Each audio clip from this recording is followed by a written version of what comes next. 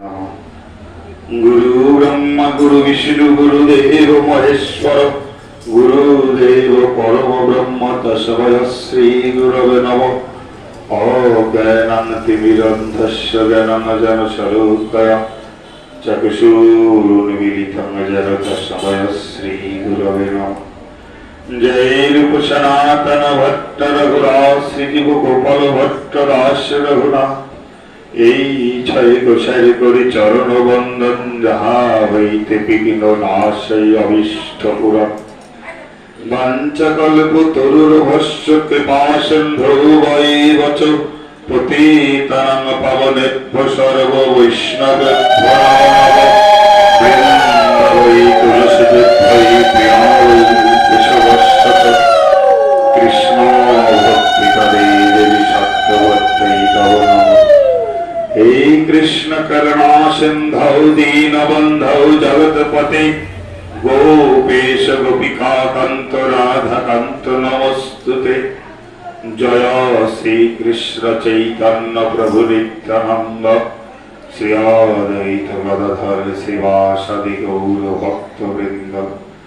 जय सचिनंदन जय गौर हरि गदाधर प्राणनाथ ददिया बिहारी। हरे नाम एव केवलम खलु नस्तेव गतिरन्यथा। हरे कृष्ण कृष्ण कृष्ण हरे हरे हरे राम राम राम हरे हरे। उपस्थित भक्त सवरे करि प्रणाम सबे मिले देवत चरण धूलि मस्तके निताई गौर सीतानंद हरि हरि।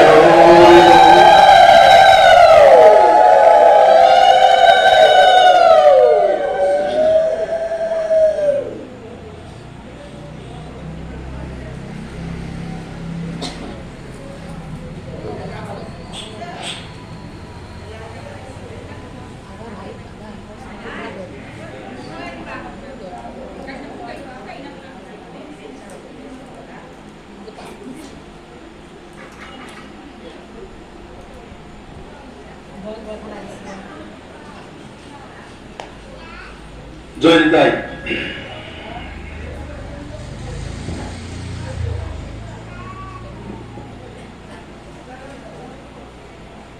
শ্রীরামপুরীতে মহাপ্রভুর একজন ভক্ত ছিল যার নাম সার্বভৌম। তার সঙ্গে যখন মহাপ্রভু প্রথম দেখা হলো, মহাপ্রভু জিজ্ঞাসা করলো গৌরীকে, শুধু আবেগ তাড়িত হয়ে প্রভুর নাম সংকীর্তন করো না বেদান্ত কিছু ধ্যান ধারণা আছে? তুমি কি শুধু আবেগের বসে হরিনাম কীর্তন করো না বেদ শাস্ত্র জ্ঞান কিছু আছে তোমার? জিজ্ঞাসা করছে। এবার কাউকে যদি জিজ্ঞাসা করা যায় তোমরা কি কেউ কিছু জানো নাকি প্রতি একাদশীতে এমনি করে আসো,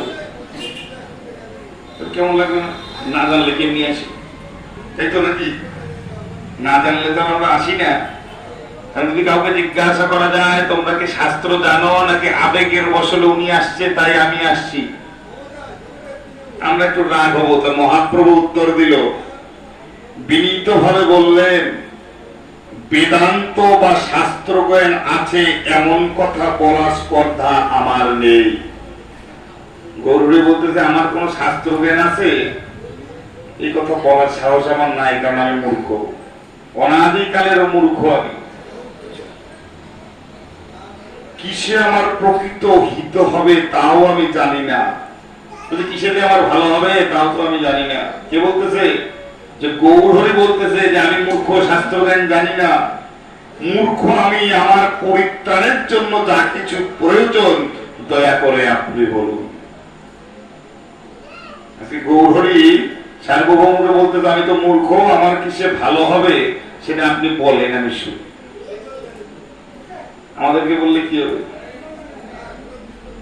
আমাকে যদি কেউ বলে আপনি তো কিছু জানেন, আমি কে বললাম আমি জানি না, আমি তো সব জানি, আমরা সব জানি। আমরা জানি না বলে কিছু না, আমরাই সব জানি। কে জানে না? উনি জানে না, উনি জানে না। আজকে গৌরহরি বলতেছে আমি জানি না। গৌরহরিকে বৈষ্ণবীয় দীনতা দেখে মুগ্ধ হলেন সার্বভৌম। উৎসাহিত হয়ে বললেন, আমি যেভাবে বেদান্ত ব্যাখ্যা করব মন দিয়ে শোনো, অবশ্যই তোমার মঙ্গল হবে। বলি তাহলে আমি ব্যাখ্যা করি, তুমি শোনো, তোমার মঙ্গল হবে। বাহ, বেশ সুন্দর। গৌরহরি চিন্তা করলো, আমার যখন মঙ্গল হবে আমি একটু শুনি। প্রতিদিন ভোরে শুরু হয় ব্যাখ্যা, মাঝখানে শুধু স্নানান্নিক ও খাওয়ার সময়টুকু ছাড়া সারা দিন ব্যাপী আলোচনার পর সন্ধ্যায় সমাপ্তি ঘটে। ভোরবেলায় শুরু হয়, দুপুরবেলায় শুধু স্নান আর একটু খাওয়ার জন্য সময় দেওয়া হয়, স্নানান্নিক করে খাওয়া হবে, একদম সন্ধ্যা অবধি চলে শাস্ত্র কথা। এই চলতে চলতে 7 দিন চললো। সার্বভৌম বলতেছে 7 দিন ধরে, শুনতেছে কে? গৌরহরি। আমরা শুনতে পারবো? ধৈর্যই কুলাবে না। 7 দিন, তাও সকাল থেকে সন্ধ্যা অবধি, কত লোকের কত সমস্যা। গৌরহরি শুনল, বলছে প্রতিদিন শোনে ধৈর্য সহকারে জ্ঞান পিপাসু মনোযোগী ছাত্রের মতো গৌরহরি সার্বভৌমের ব্যাখ্যা শুনলেন, কিন্তু কোনোদিনও মুখে একটি শব্দ উচ্চারণ করলেন না। কোনদিন কিছু বললো না, 7 দিন শুধু শুনে গেল, একদম ভালো ছাত্রের মতো। আর মুখ দিকেও মনে হচ্ছে না যে কিছু শুনছে বা কিছু বুঝছে।